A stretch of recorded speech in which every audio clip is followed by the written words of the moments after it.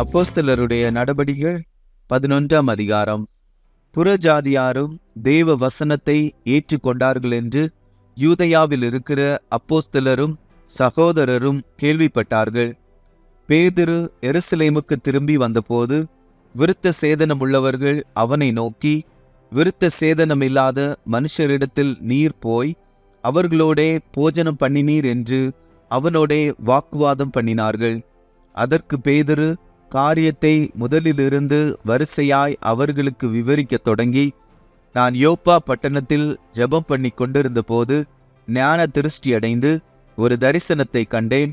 அதென்னவென்றால், 4 முனைகளும் கட்டப்பட்ட பெரிய துப்பட்டியைப் போல ஒரு கூடு வானத்திலிருந்து என்னிடத்தில் இறங்கி வந்தது.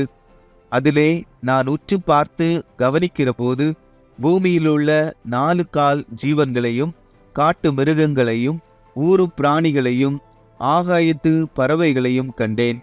அல்லாமலும் பேதுருவே எழுந்திரு, அடித்து புசி என்று என்னுடனே சொல்லுகிற சத்தத்தையும் கேட்டேன். அதற்கு நான், ஆண்டவரே, அப்படியல்ல, தீட்டும் அசுத்தமுமாயிருக்கிற யாதொன்றும் ஒரு காலும் என் வாய்க்குள்ளே போனதில்லை என்றேன். 2ஆம் தரமும் வானத்திலிருந்து சத்தம் உண்டாகி, தேவன் சுத்தமாக்கினவைகளை நீ தீட்டாக எண்ணாதே என்று மறுமொழி சொல்லிற்று.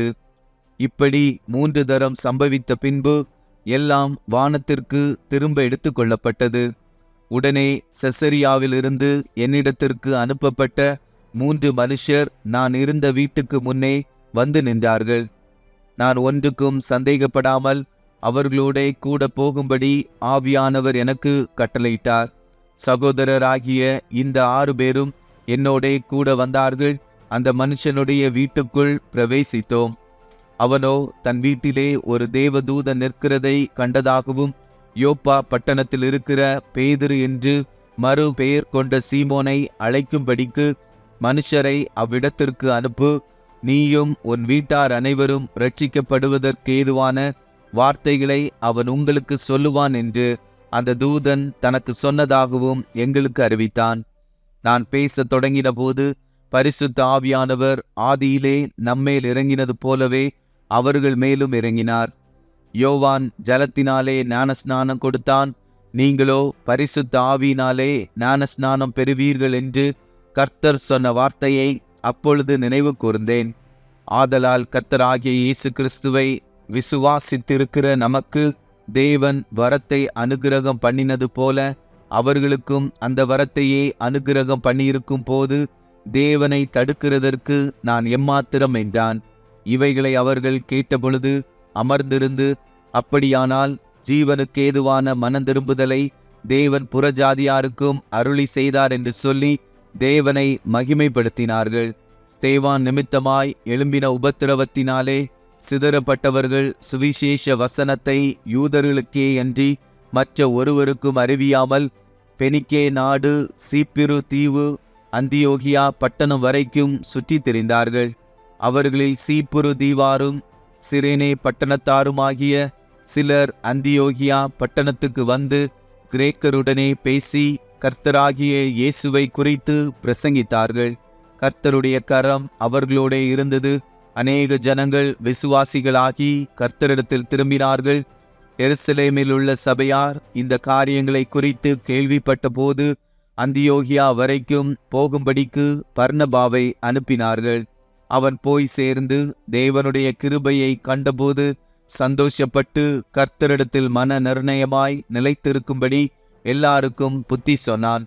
அவன் நல்லவனும் பரிசுத்த ஆவியினாலும் விசுவாசத்தினாலும் நிறைந்தவனுமாயிருந்தான்.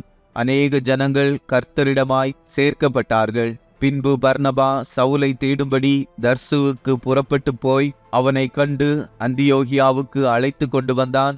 அவர்கள் 1 வருஷ காலமாய் சபையோடே கூடியிருந்து அநேக ஜனங்களுக்கு உபதேசம் பண்ணினார்கள்.